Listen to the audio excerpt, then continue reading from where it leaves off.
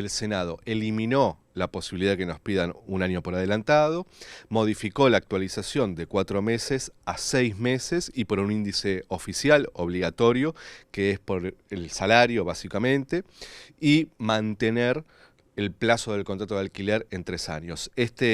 Esta media sanción que obtuvo en el Senado vuelve a diputados y ahí se van a poner en tratamiento los dos, el proyecto originario de Juntos por el Cambio y la media sanción de senadores del Frente de Todos y el Bloque Federal, y ahí habría que ver si Juntos por el Cambio junta todos los votos para votar el proyecto originario o el Frente de Todos y los bloques provinciales tienen los votos para refrendar la media sanción en el Senado y ahí se convertiría en ley. Hay una avanzada muy fuerte del mercado inmobiliario, de la derecha, que lo que quiere básicamente es que no haya ningún tipo de regulación.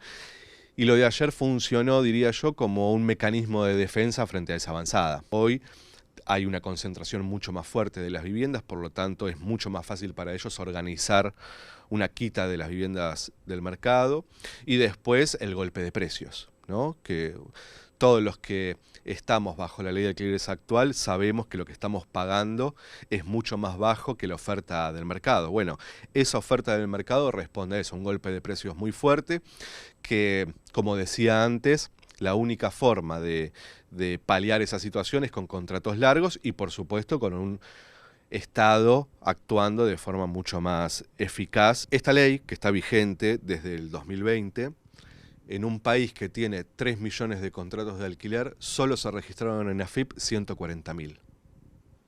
Entonces, imaginar regular el precio inicial solo es posible si el Estado empieza a saber cuánto se paga. Digo, hay otras regulaciones de precios, alimentos, nafta, etc. Eso es posible porque el Estado tiene permanentemente la información de a cuánto se venden esos productos. Sobre el alquiler, no. En diputados está difícil. Hay que ver sobre todo qué hacen los bloques provinciales. Lo que nosotros estamos planteando desde las organizaciones es que de manera urgente ingrese la media sanción del Senado a la Cámara de Diputados, o sea, la semana que viene, y se trate porque toda esta discusión permanente sobre la ley de alquileres es la estrategia del mercado para que finalmente cuando uno entra a una inmobiliaria te digan, mirá, la ley o no está vigente o se va a modificar, por lo tanto las condiciones son estas.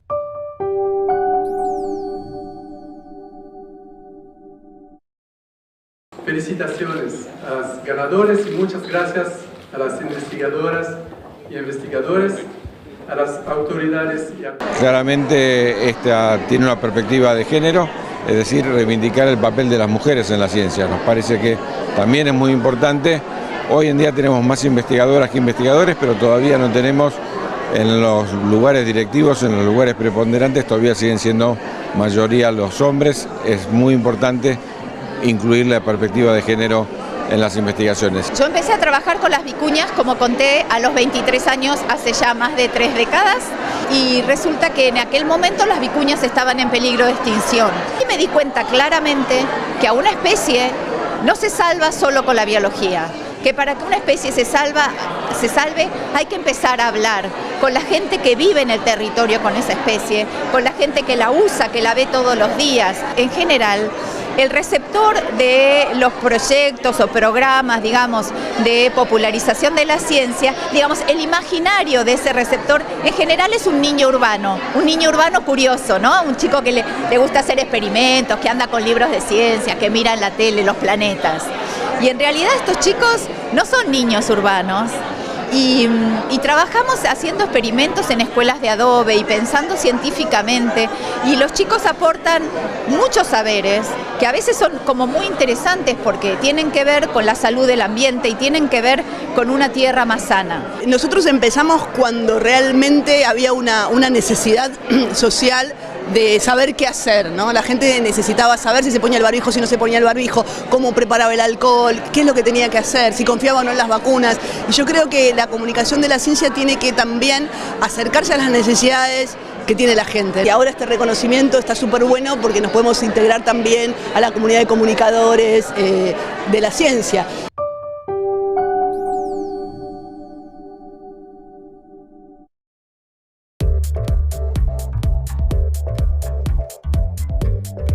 La Organización Mundial de la Salud alerta sobre el estado mundial de la salud bucal.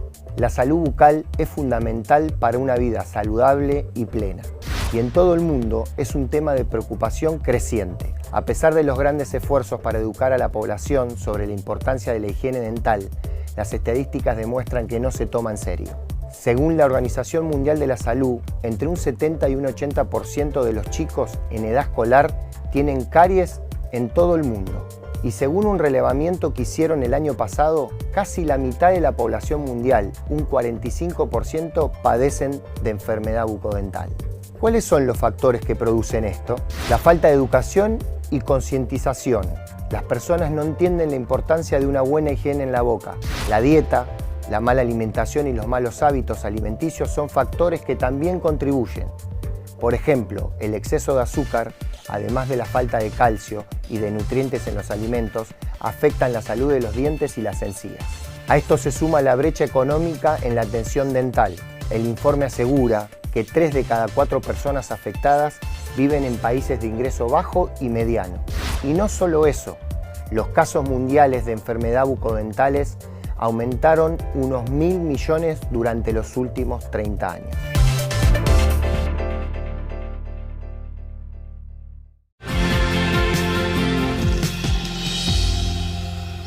¿Escuchaste hablar de la Ley Yolanda? El 17 de noviembre del 2020 se sancionó la Ley 27.592, también conocida como Ley Yolanda. Esta es una ley que tiene como objetivo garantizar la formación de las personas que se desempeñan en la función pública, en temas ambientales con perspectiva de desarrollo sostenible y con énfasis en cambio climático.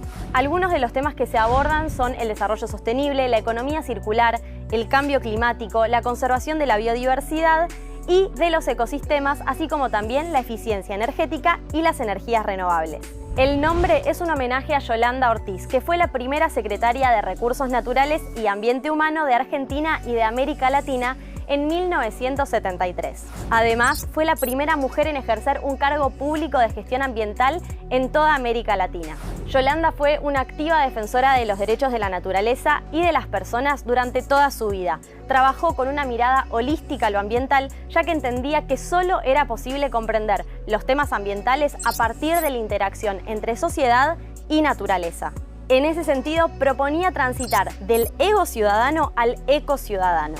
El objetivo principal de la Ley Yolanda es que las y los funcionarios y empleados públicos comprendan la transversalidad de los temas ambientales en el diseño, la planificación y la implementación de las políticas públicas para contribuir desde la gestión estatal a la construcción de una Argentina sostenible. Desde que comenzó la implementación de esta normativa por parte del Ministerio de Ambiente y Desarrollo Sostenible, ya son más de 50.000 las personas pertenecientes a la administración pública que fueron capacitadas. Informate y acordate que nunca es tarde para cambiar de hábitos. Hoy vengo a decirte que no te resignes, que hay otro camino, porque los trabajadores y las trabajadoras somos la inmensa mayoría y si nos unimos, tenemos la fuerza para dar vuelta a la historia.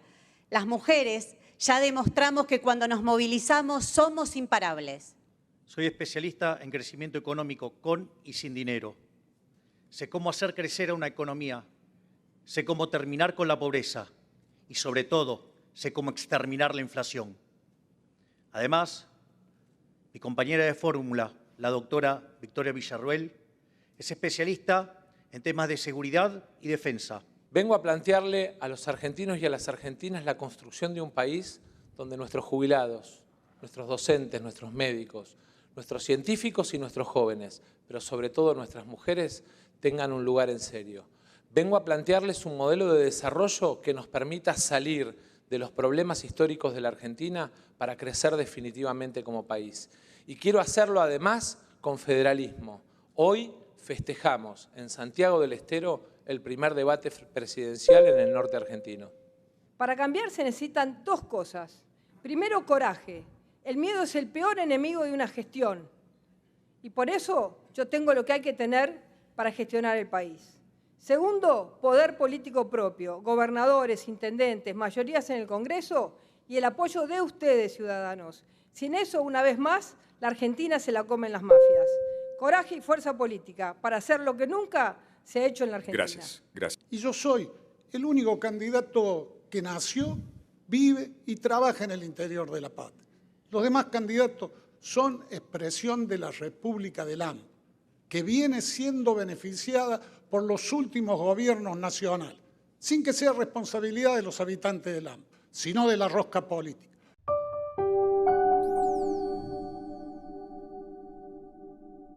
Milei plantea la vuelta de las AFJP. Milei plantea la privatización de YPF. Milei plantea que de alguna manera cada hijo de argentinos y argentinas pague la universidad y la escuela secundaria. Milei plantea un modelo de dolarización que solo 3 países tienen en el mundo: Zimbabue, El Salvador y Ecuador. Y creo que la Argentina tiene que elegir un camino distinto que te voy a contar en un rato, que tiene que ver con incorporarse al mundo de los 100 países que están caminando hacia la modernidad económica.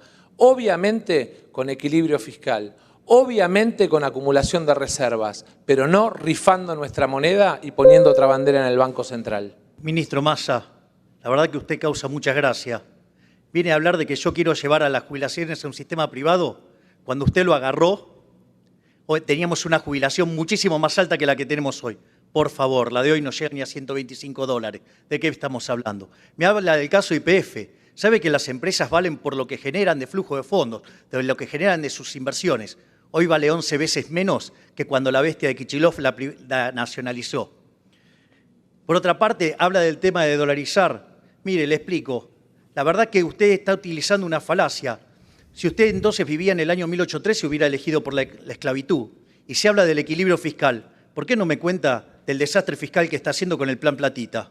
Zimbabue, Ecuador y El Salvador. Eso es lo que te propone Milei. Zimbabue, Ecuador y El Salvador. La verdad es que la Argentina tiene que entrar en un proceso de desarrollo. Gasoductos, venta de energía al mundo, exportación de valor agregado, son el camino para acumular reservas y fortalecer nuestra moneda.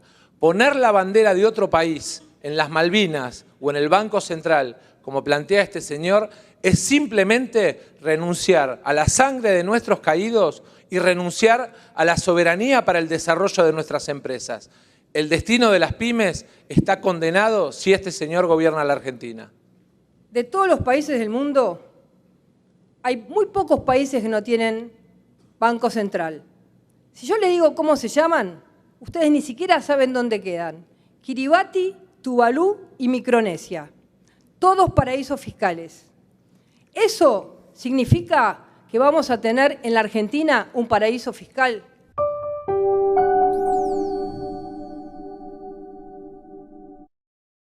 Tengo claro que la inflación es un enorme problema de la Argentina. También tengo claro que los errores de este gobierno lastimaron a la gente. Y por ellos, aunque no era parte hasta asumir como ministro de Economía, pido disculpas.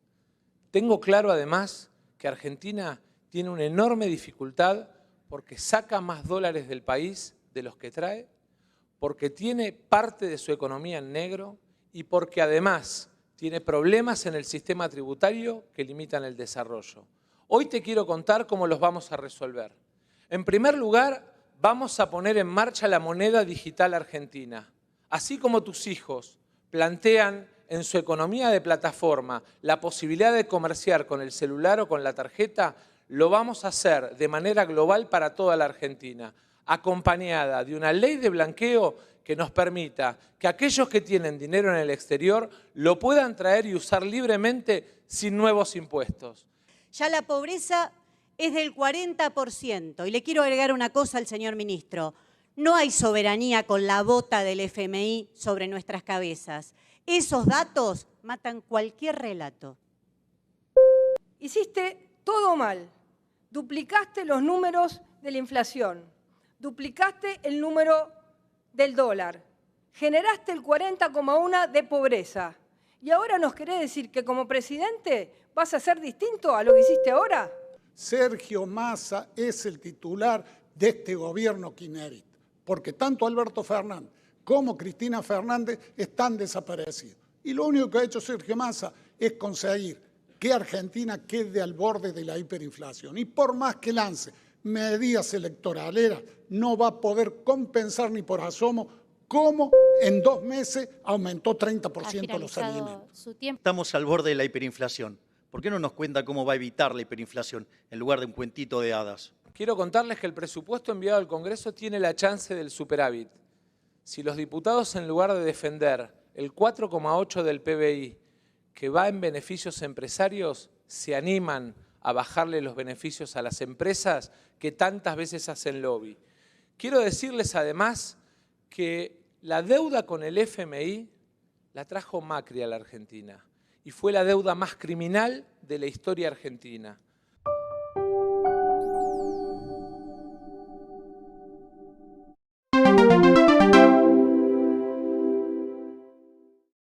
Ustedes han inventado y siguen con la inflación. Yo vengo a eliminar la inflación. Crecer y exportar es lo que te beneficia si no tenés inflación. Tenés menos posibilidades de cerrar empresas, tenés más posibilidades de generar empleo, de lograr un país competitivo, de que cada uno de los sectores de la producción avance. Cuando no hay inflación, comprás sin sorpresas. Podés comprar una casa. Sin inflación, no la comprás. Es así de simple y duro. Por eso nosotros queremos terminar con la incertidumbre de la inflación. Tenemos un trabajo claro. Vamos a terminar con la inflación. Los 2 últimos gobiernos, el de Macri con Cambiemos y el actual del kirchnerismo, han subido la pobreza a los 2 gobiernos. La recibieron en el 2015 con 29% y le entregó Macri con 35%. Y Massa ya la llevó al más del 40%.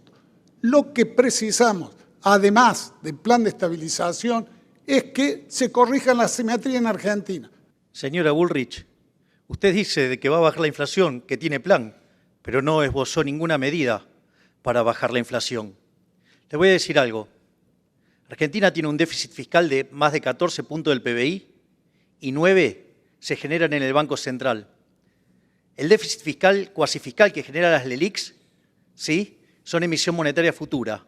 Por lo tanto, aun cuando usted alcanzara el equilibrio fiscal, sabe que no le alcanza para frenar la inflación. Va a tener que arreglar el problema del Banco Central. Y los chantas que tiene como economistas, ninguno de ellos dijo qué va a hacer con las LELIQs. Solamente se concentraron en la independencia del Banco Central, que cuando usted fue gobierno se llevaron puesto al presidente del Banco Central generando una hecatombe. Lo primero que quiero es preguntar si, como hace 2 años o como 2 años después de que asumieron el gobierno, a mitad de camino lo van a echar a Melconian como lo echaron del Banco Nación.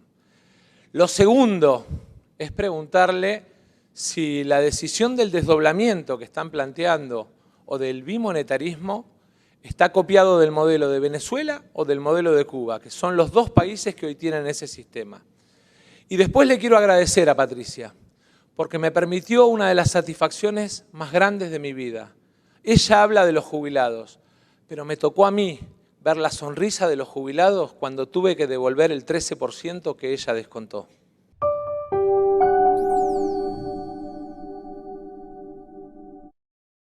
La educación es un derecho de todos y todas. Tiene que ser público y gratuito. La educación es el mejor remedio contra la pobreza que puede tener un país, porque construye el valor más importante que tiene una sociedad, que se llama capital humano. La educación, además, es el instrumento más importante de movilidad social ascendente. Es el que permite que el hijo de un peón rural o de un inmigrante pueda soñar con ser presidente, como es mi caso. Quiero contarles que mandé al Congreso la ley que sube de 6 a 8 puntos del PBI la inversión mínima en educación. Si Sarmiento viera lo que está pasando en la escuela pública, les pone un 0 y los manda a marzo. Así que, Massa, lo que estás diciendo no tiene nada que ver con lo que pasa en el país. Estamos destruyendo el futuro de los chicos. 2 años tuvieron las escuelas cerradas.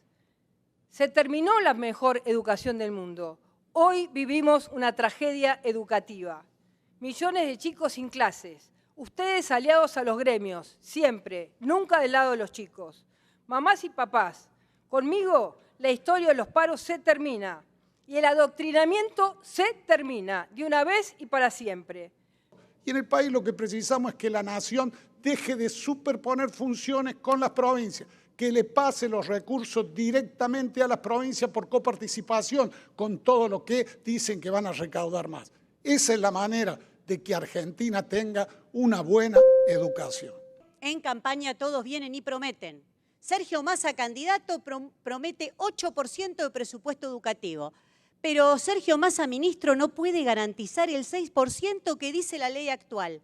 Hablan de Estado presente y no pueden poner una estufa en cada aula. Bullrich y Macri, ¿para qué me voy a referir, no? Hundieron la educación pública. Milei viene con las escuelas voucher. Vayan a Chile y vean cómo resultó. Aumentó la desigualdad educativa. Hay una educación para pobres y otros para ricos. La educación no puede ser un negocio. Se acabó esto de la asistencia esclavizante de darles el pescado. Nosotros les vamos a enseñar a pescar, les vamos a enseñar a crear la caña de pescar y, si es posible, que aprendan a tener una empresa de pesca, porque vamos por una solución donde los individuos sean plenamente libres y no esclavos del Estado y de los políticos.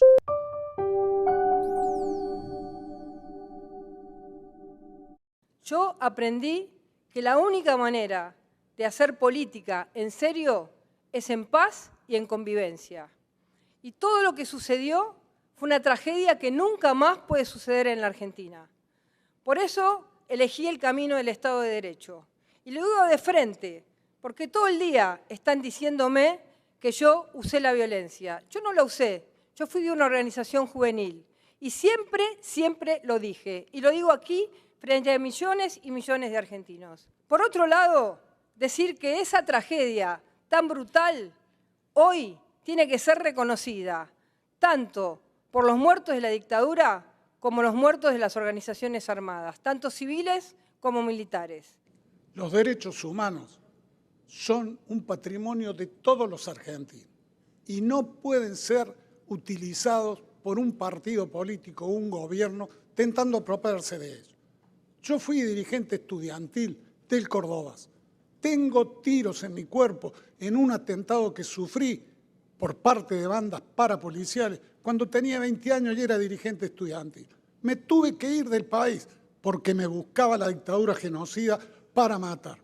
Y de esa tragedia aprendimos todos. Aprendimos el valor de la democracia, aprendimos también la necesidad de respetar las instituciones. Me indigna, y no voy a naturalizar, que vuelvan las ideas negacionistas y mucho menos que hablen de libertad aquellas personas que justifican los secuestros y los campos de concentración de la dictadura.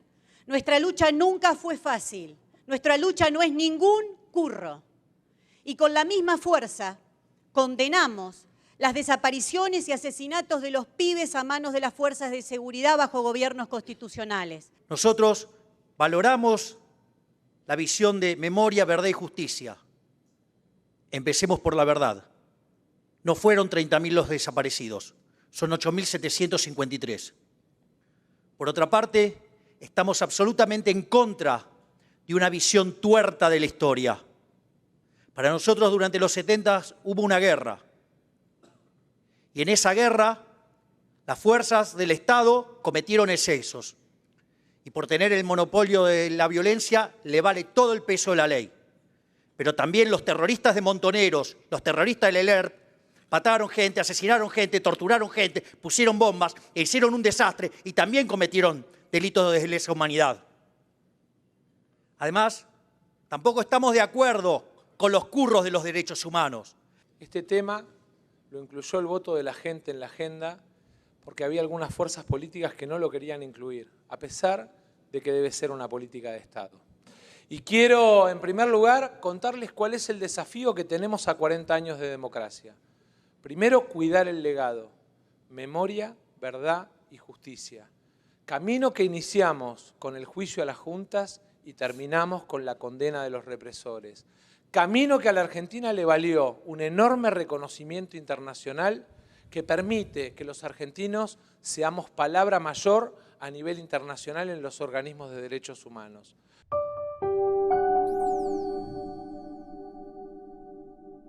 Argentina tiene millones de fieles católicos y ofendiste al jefe de la Iglesia. Quiero pedirte que aproveches estos 45 segundos para pedirle perdón al Papa, que es el argentino más importante de la historia. Bueno, mis afirmaciones fueron hechas en un contexto cuando todavía no estaba en política. Y parece que estás poco informado, porque sabés que yo había pedido perdón por eso. Y lo volvería a hacer, porque no tengo problema. Porque si me equivoco, no tengo problema en repetir que estoy arrepentido por ello. Déjame hablar, que tengo el sonido y el tiempo corriendo. Sé respetuoso. Otra cosa, además, una de las cosas que dije, que si el Papa quería venir a la Argentina, se lo iba a respetar no solo como jefe de Estado, sino como líder de la Iglesia Católica. Por lo tanto, dale, deja de chicanear y dedícate a bajar la inflación y terminar el gobierno de manera decorosa. Dale. Doctora Breckman, le hago una pregunta. Mire, el comunismo donde se aplicó fue un fracaso en lo económico, en lo social y en lo cultural, y además mató a 150 millones de seres humanos. ¿Me quiere decir por qué lo quiere aplicar acá? Javier Milei, yo no sé si eso te lo dictó Macri del Rincón del Vago, pero la verdad que es falso. Es una fake news de características enormes, que se repite, pero no porque se repita mucho en las redes sociales, pasa a ser verdad. Javier Milei dice estas cosas y acá le quiero hablar a la juventud. ¿Por qué inventan estas cosas? Porque él tiene que ocultar que defiende a ultranza a un sistema capitalista donde el 30% de la comida que se produce se tira mientras los pibes y las pibas se mueren de hambre. Porque él defiende un sistema basado en el robo del trabajo asalariado. Nosotros, en cambio, yo soy socialista, Javier Milei, defiendo otra cosa.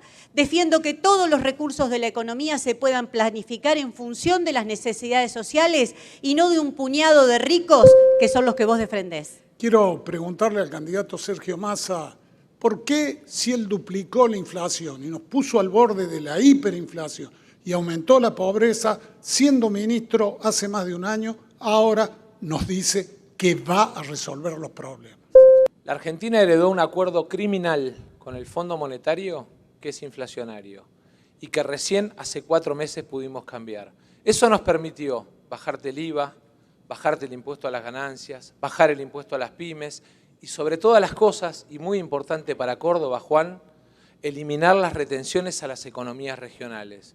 Por eso creo que es muy importante que los argentinos acordemos como política de Estado tomar entre todos la rediscusión del acuerdo con el fondo, para que tengamos un acuerdo para el desarrollo y no un acuerdo inflacionario que hunda a la Argentina. Usted dijo que si es presidente, no lo va a hacer, pero no importa. Va a hacer un gobierno de unidad nacional. No cuente con los liberales. ¿Pero acaso usted está sumando a los de Juntos por el Cambio? Porque lo vi con Morales, lo vi con otros, con Valdés, muchos radicales. Si soy presidente, estén seguros que vamos a convocar a los mejores. No importa que vengan del radicalismo, del PRO o inclusive del partido de Javier Milei y sobre todo de las provincias argentinas. Argentina tiene que salir de la enfermedad ambacéntrica y construirse un proceso de desarrollo federal.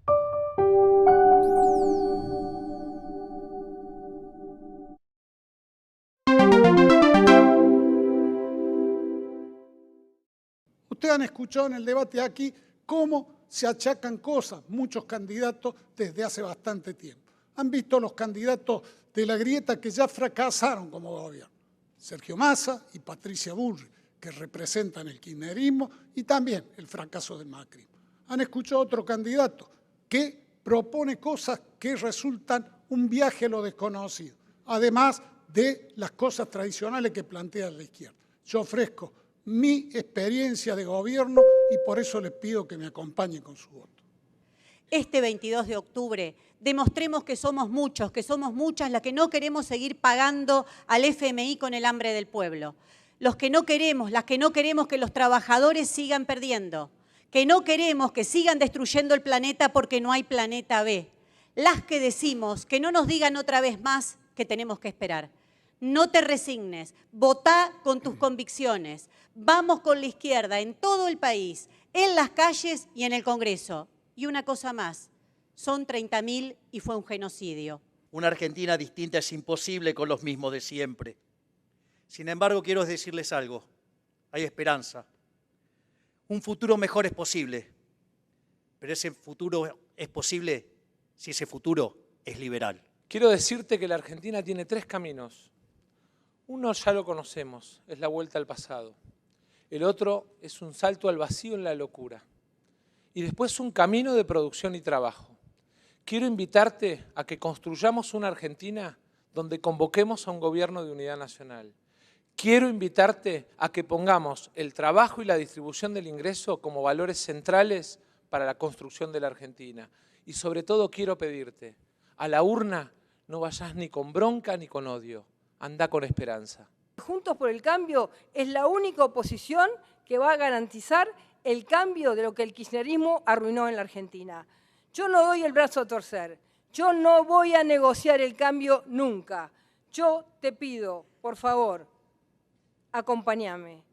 Y te quiero decir, ¡viva la patria!